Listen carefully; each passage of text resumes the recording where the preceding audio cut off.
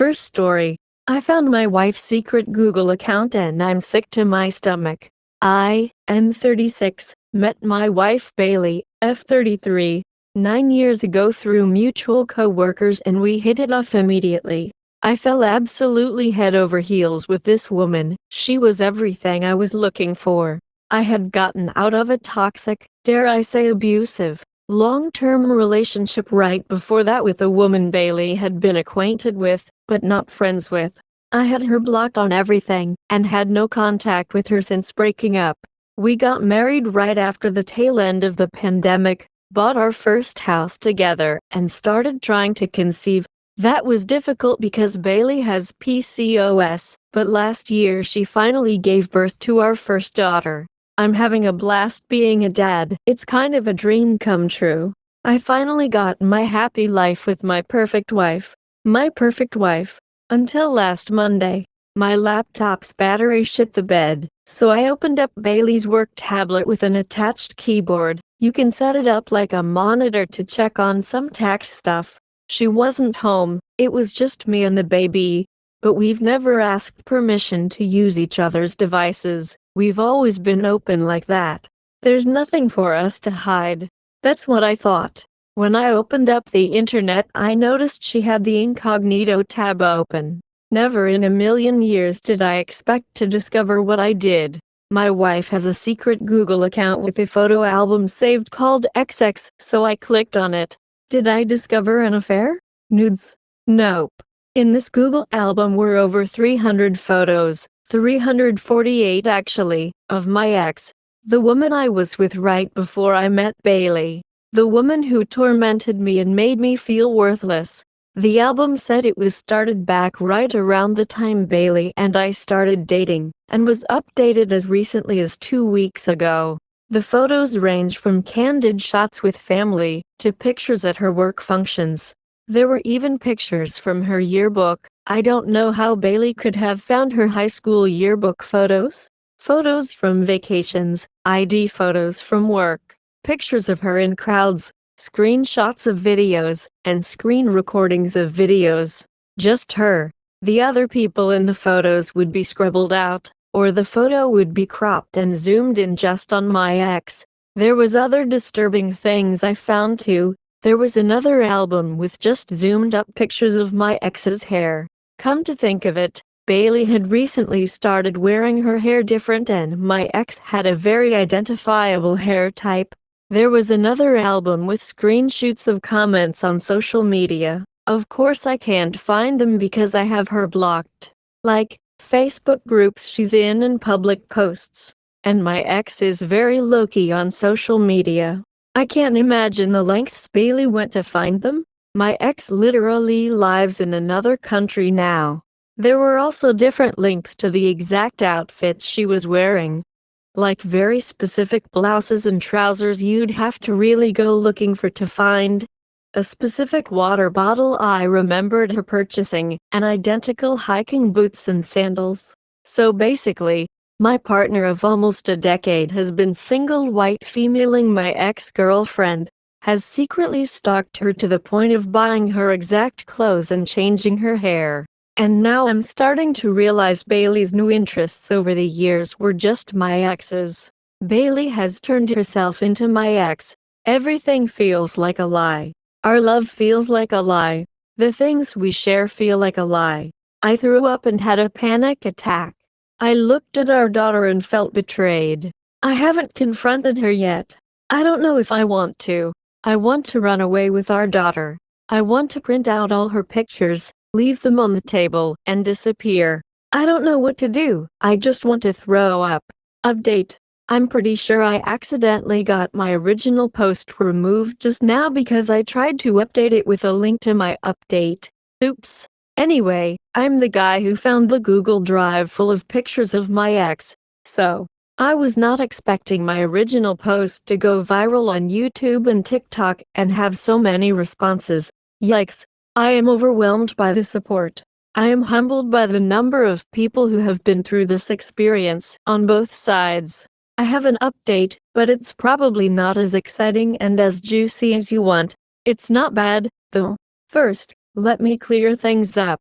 If people think this post is fake because it doesn't make sense, or are trying to conceive timeline is short, or the way I worded things makes it look like a teenager or woman wrote it, continue to think that because it means I've successfully been vague enough and worded things to not accidentally dox myself. Believe this is a creative writing exercise so I don't embarrass myself. For real. No, I didn't actually throw up. I was in the middle of a panic attack. Private browsing tabs were open to the websites with clothing and objects. Another tab was signed into Google Photos. When I exited the Google Photo tab to look at the websites with clothing and came back, it was already signed out and I couldn't get back in. A lot of the clothing I recognized wasn't because I remembered my ex wearing them. There were more recent pictures of her in the file wearing them, and I remember the day Bailey bought the water bottle that also happened to be in the folder. The hair. Bailey and my ex are the same race and my ex wore braids in a particular way. Not so particular that it's exclusive to my ex, because Bailey has also worn different braids, but seeing pictures of her made me put two and two together. Is there any way Bailey could have gotten with me in an attempt to get to my ex? Was Bailey possibly obsessed with my ex before she met me? Probably not, because Bailey grew up here and my ex originally moved here for university. And while you can drive across the border, it's not that easy, and I don't think Bailey was going back and forth to stalk her in person. Also, the reasons why my ex and I broke up have nothing to do with Bailey and she could not have had any involvement. On to the actual update. The next day when I had calmed down I called several social workers and therapists. I was planning to confront her there. Unfortunately, the only places that take our insurance did not have an opening for another couple weeks.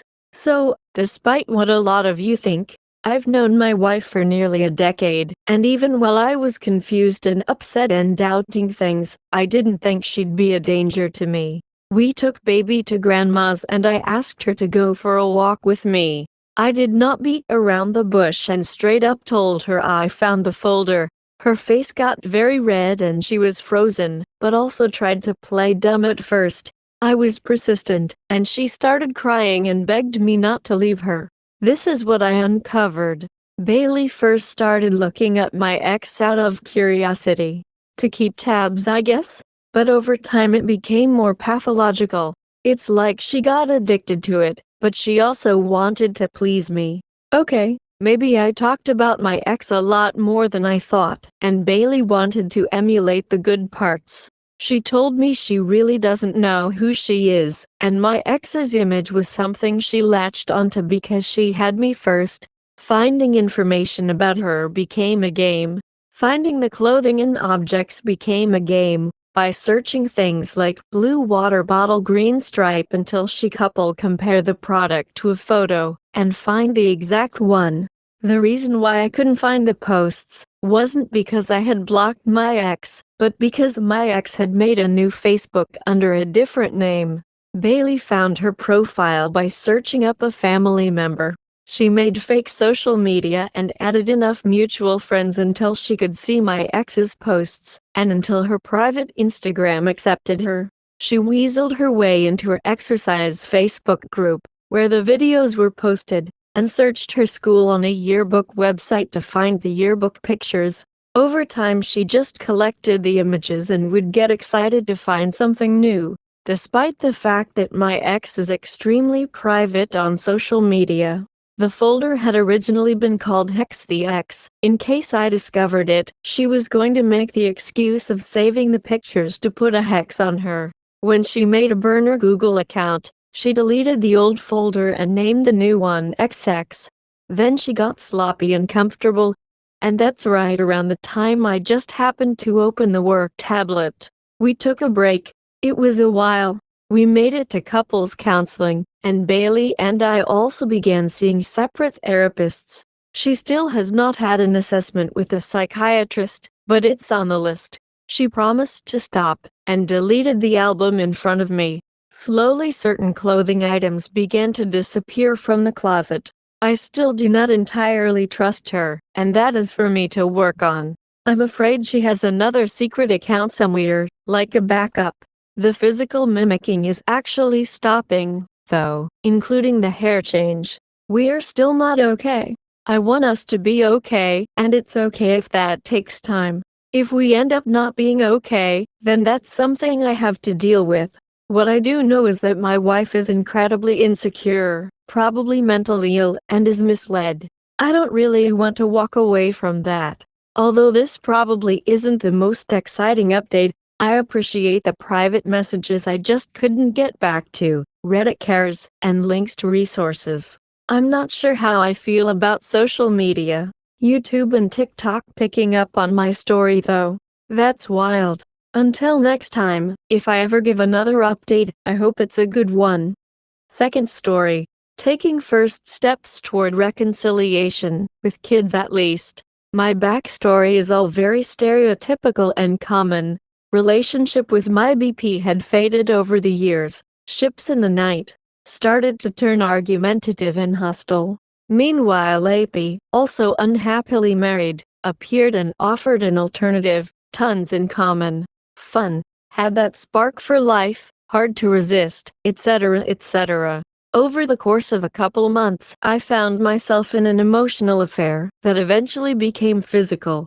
A couple weeks after the start of the physical relationship, I came clean to BP, and 3 days after that I made the decision to leave the marriage and move out. I didn't want to lie any longer, and I also didn't want to force my BP to make the decision to kick me out and risk taking the heat for that with the kids. We sat the kids down and told them I was not going to live at home anymore, hugged them, answered some questions, and walked out the door. I proceeded to start a mini life with AP, who is also divorcing, no kids. Well, BP and I moved forward fairly rapidly with divorce proceedings. I have 40% custody of my kids and do not live with AP as a result. It's all hit my kids really tough. They've had a handful of other life struggles recently, and this just piles on top of it all. Throughout this process, I've rationalized the impact on my kids away with every excuse in the book.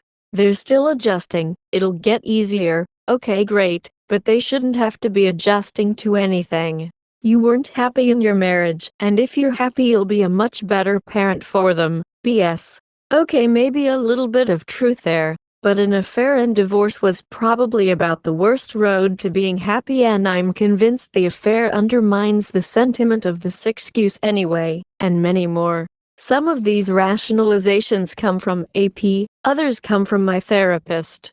I've recently found myself unable to reconcile these two worlds. My kids and my relationship with AP over the last 5 months. The kids don't know the full cause of the separation, but they're smart and they'll figure it out. I don't see them ever accepting AP. I see them distancing themselves from me and harboring resentment over me as a result of AP in their lives. I do very much love AP and we could be really great together.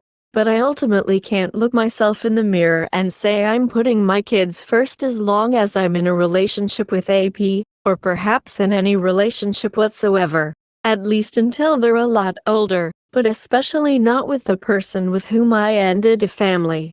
At the end of the day, I deeply regret my actions and impact on my kids, and there's not much that can bring me back from that. I decided to end things with AP. Almost immediately I felt like I'm able to see the situation with complete clarity, and feel the devastation I've caused in new light. I feel desperately alone, and left among the ashes of a near-perfect life I've burned to the ground.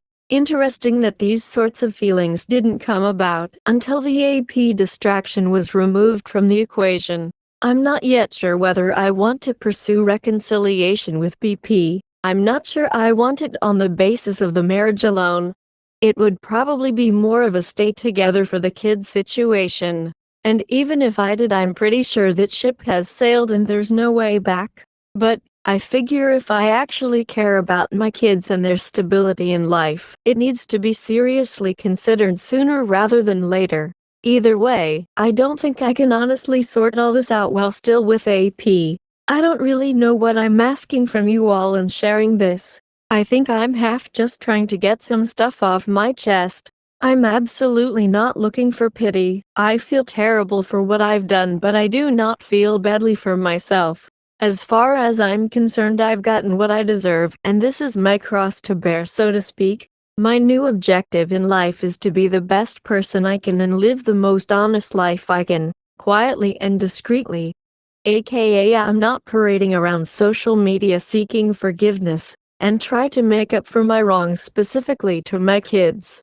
I suppose if anything, I'm looking for some cold, hard, sobering advice on the situation to keep me honest with myself, and maybe some confirmation that ending things with AP was in fact the best only way to preserve a shot at a long healthy relationship with my kids, as opposed to me throwing away an otherwise good thing for no reason out of self-pity or self-sabotage. There's no practical way forward with kids, co-parenting, and AP, right? Update. Is it too far gone? Long story short, I entered an emotional affair last year which turned physical earlier this year. I confessed about 5 months ago and moved out 3 days after D-Day. I made the call that the marriage was over in my mind. BP asked me to leave immediately after. We have 3 children together under the age of 10 with an approximately 70-30 with me custody arrangement. They are not doing well and people keep assuring me that they'll adjust and that kids are resilient. I believed that for a while. But now I'm calling bullsh $T on it. These poor innocent kiddos never should have had to deal with any of this. I made it clear to BP that I felt our marriage ended months ago, and I was leaving for my AP, and made a run at a serious relationship with AP, who also ended their marriage to be with me. I've since realized that the relationship is a fantasy built on lies and will never work. AP talks about being in the kids' lives, and I feel a fierce protective back-off instinct in the end. I don't think I'd ever feel comfortable introducing AP into my kids' lives. I can't expect them to accept AP as a person, and it would not be fair to introduce that chaos into their lives, and I don't want to risk alienating them. I've decided to end things with AP and focus on rebuilding the scorched earth around me. I feel like I'm supposed to seek R as a next step. If I truly care about my kids and about righting my wrongs, I should want to make an effort to piece things back together. I don't feel a pull to do that at the moment, quite the contrary. My marriage had issues. A major theme pattern was the combination of BP's rather aggressive communication style and difficulty to forgive, coupled with my deep aversion to conflict and lack of understanding of my personal needs. I spent years saying nothing about things that bothered me or things I needed in the relationship, and wound up cultivating resentment and engaged in manipulation via lying about not being irritated about things I was irritated by in order to avoid conflict, etc. I would suppress my needs and go above and beyond to meet BP's in a sort of martyr syndrome. In other cases, I felt treated wrongly, spoken to harshly, etc. Failed to argue my case and wound up apologizing profusely for things I didn't really believe I was at fault for bringing up. I felt fairly gaslit by many of those interactions. I'm not blaming BP for the affair or looking for justification in any way here. Just setting the stage. I recognize the healthy approach would be to seek individual and/or marriage counseling. I've actually been in and out of therapy for this sort of thing for several years though, to work on my fear of conflict, to understand my needs, and to actually address issues and have my needs met by my spouse. Instead, I made a few fairly feeble attempts to raise red flags with BP, and when signs weren't recognized, I chose suicide by affair for the marriage instead of doing the hard work. All that said, R feels too far gone for me right now. I think starting a life with AP was a bit of a joke and needed to end a long time ago. But that doesn't mean I want to turn around and put the whole marriage back together. Given some of the themes described above, I can't even fathom what that would look like to go back. I could never expect BP to trust me, and they have held much smaller things over my head for months at a time. Given my aversion to conflict and inability to stand up for my own needs and perspectives, I really struggle to see a path where we can constructively work through this affair, and all the other stuff that we desperately needed to work on. I can't stomach the idea of walking on eggshells for the rest of my life, or interacting with my in-laws, siblings-in-law, neighbors, or former friends. I'm inclined to not seek our right now, but to just focus on rebuilding myself, understanding myself, and fixing the parts of me that led to this mess in the first place. I want to be a more genuine, honest, forthcoming person. I want to be more grounded in what my own needs are so that I can interact with others more healthily, and know when to draw the line between being able to give more versus needing to retreat and recharge. What do you all think? Is R worth it for the kids? Is it always the greater good? Do I need to just get over myself and own this burden and start dealing with these things? I'm also thinking about letting BP know my intentions, or lack thereof. With AP, I don't want to open the door to R without knowing I'm sure, but I also think it would be a helpful piece of information for restoring co-parenting trust.